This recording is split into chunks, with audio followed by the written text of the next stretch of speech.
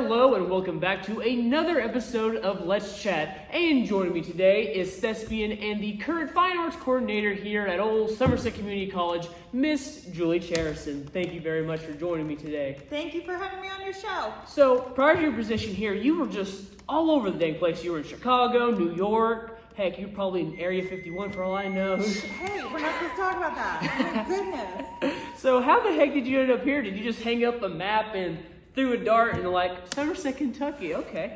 That would have been a much more poetic way to end up in Somerset, Kentucky. But I actually started looking for teaching opportunities, especially when the pandemic hit and auditions sort of dried up. Yeah. And at the time I had been filming some short reels for actors in New York and auditioning for toothpaste commercials and Kay Jewelers commercials. And none of that was particularly satisfying. And one of the things that I really missed was when I was teaching undergraduate students at Penn State. And I thought, well, maybe now is the time to start looking for a faculty position where I still have opportunities to perform, which Flashback has offered me here, but also I can immerse myself in a community that wants to make art. And so I started looking on, job boards for teaching positions, and this position popped up, and I thought, what a dream role, what an amazing opportunity, I'm gonna go for it. And it was a long interview process, but once I met the people that were interviewing me, I thought, oh goodness, this is a place that I could really make good art with good people and affect change and be supported. And so they said yes and I said yes, and it brought me here. So no darts involved, unfortunately, but it probably, if I would have thrown a dart, which I'm not very good at, it would have landed nowhere in the continental United States. So. You just found yourself in the Atlantic Ocean or something there. So you really jumped into the thick of it, like you said, pandemic times. Was it your first production here, the stage reading that you did here at SCC? Yes, it was, and you were in it. I was in it. And then after that, you did a full-on virtual production too, so. I did a virtual production, so I was trying to look for opportunities that gave theater to the community that were COVID safe. So we had a lot of restrictions when we did Christmas Carol, A Fairy Tale. The entire cast and crew wore masks, the audience was masked. We only had about 50% capacity for audience in the theater so that everyone could be safely socially distanced. And then waiting for the host was an opportunity to try something new for SCC. And it was completely online, so everybody was safe from the comfort of their own homes, which was really great because around that time, as I was planning it, there was a spike in COVID. And then around that time, we were in rehearsals, there was sort of this kind of safe period where everything felt like, oh, we don't have to wear masks anymore, we don't have to social distance as much.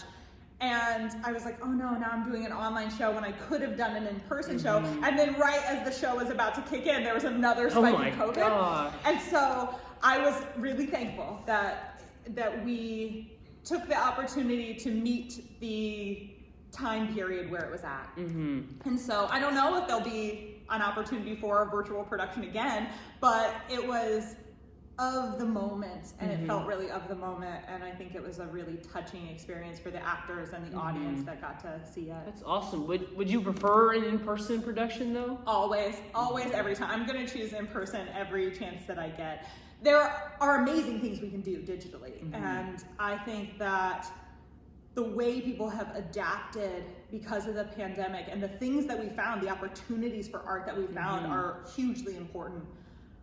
But if I get to be in a room with other people, I'm going to choose to be in a room with other people. As long as it is safe, that's what I want. Oh, definitely. And I want to go back and talk about the Fringe show you took part in. I talked to Summer a little about it, but what exactly is Fringe? Fringe is the theater that I've been participating in most, I think, in my entire life. When I lived in Chicago, I would audition for the bigger house theaters, but what I really loved doing was storefront theater or back of bar theater. So I performed in these smaller, more intimate houses, late night shows, scripts that you were like, is this gonna work? Is an audience gonna love or hate this? Those are kind of my favorite things to dive into because they raise so much question and they create so much dialogue. And who wants to leave a show when there's nothing to talk about, right? Yeah. So good or bad, you know, I was like, let's do some Fringe shows. So for me, Fringe is what is just on the outside of what is considered traditional theater that we can grab a hold of the community and pull them into our theater world.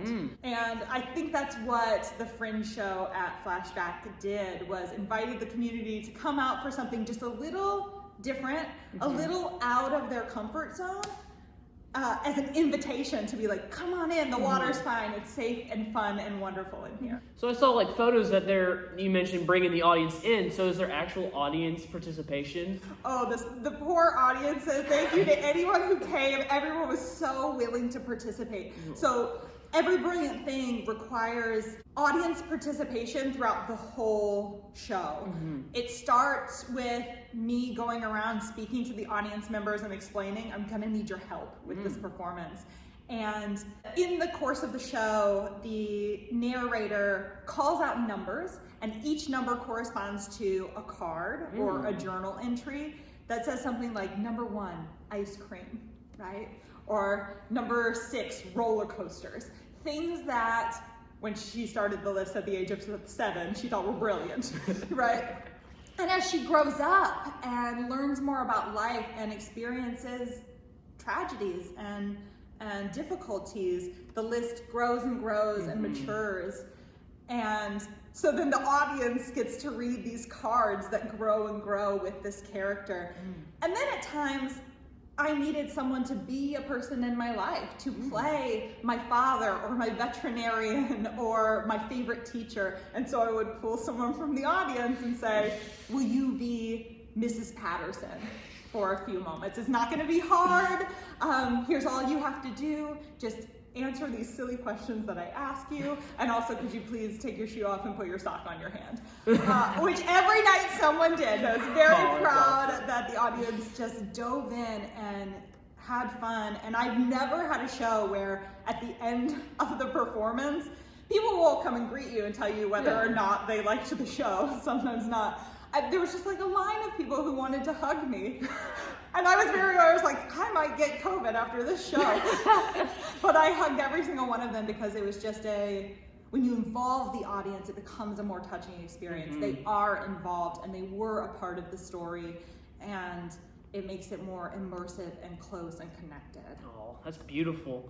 And let's talk about now your most recent production, Steel Magnolias, which was that like your full, like, COVID didn't touch it, and like you had the whole board to yourself, you could do whatever you want. I really did. Now, COVID tried to touch it. I had a couple actors get sick and have to miss a couple rehearsals, but when it came to performance time, everyone was there. Awesome. Everyone pulled it together. The crew did an amazing job. Thomas Alvey, as assistant director, did an amazing job.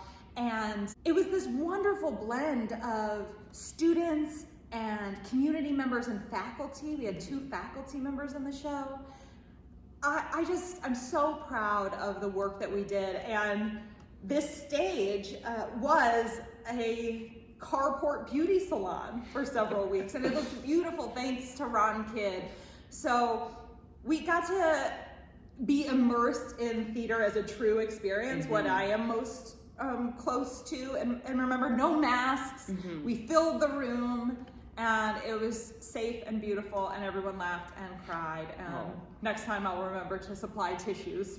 Oh yeah, from what I've heard from the story, it sounds kind of devastating. It is, but in the warm way that we share struggles as people, and in Steel Magnolias specifically as women, that we support and love and uplift each other in those hard times. So even though there is a big sad moment in the play, it's also full of laughter and joy and really well-written jokes. So that's good. Gotta have some humor there to make the tears go away. Yes. Unless you're laughing so hard you end up crying. But now I'm gonna ask you here, final question here. Ask Miss Summer this, but what would you say is your favorite role in theater, like acting, directing? I mean, you've mostly done directing since your time here in Somerset, but... I think for a long time it was acting and performing, but with performing, when you're doing it all the time and you're going from gig to gig, the burnout gets really quick. You can do that really quickly. And so I would go through phases where I would audition, perform, audition, perform, and then be like, hiatus. I need a break. I need a sabbatical, right? Where I think I'm growing more into a love for directing and having the experience here where I have made it a practice to get direct feedback from my cast to go, how did this work for you? How did my directing style work for you? Because the reality is even if I'm a fantastic director or a terrible director, my acting style or my directing style will not work for every actor. Some actors respond really well to a very punishing director. I am not a punishing director. I'm like, let's try it. Sure, I'll see it. I'll see if we like it. So there's a lot more freedom in my directing for the actors to make strong choices. And I really have developed a love for that experience. So I think where it used to be acting was my primary interest, I think there's more of a balance between my love for acting and directing now. Oh, that's awesome. And also, I'm a liar. That wasn't my last question. So what do you see as your next project? Or is that still up in the air? Or is it hush-hush? Well, in the spring, what we're going to do is a series of one-act plays, around 10-minute plays. Right now, we've selected 4 or 5 scripts written by community members here. Nice. And depending on if we get enough actors, we'd like to stage those for the Arno conference, which is going to happen the last week of March. So that is the big project we're going to be working toward. And then I'm also presenting at a panel at the Southeastern Theater Conference in the spring. So those are the big major events coming up. And I'm really excited because I'm letting myself take sort of a back seat and be more of a supervising director. And Thomas Alvey is going to be stepping into the director's chair. And because he wrote one of the scripts that we're going to perform and would like to have someone else direct that script and then have himself direct someone else's script.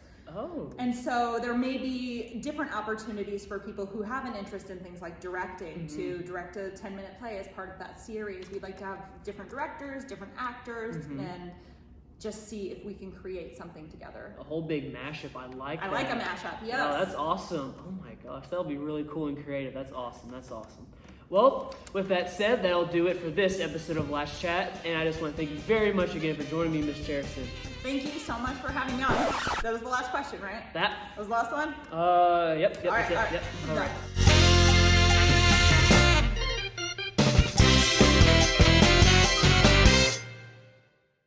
And that is a wrap.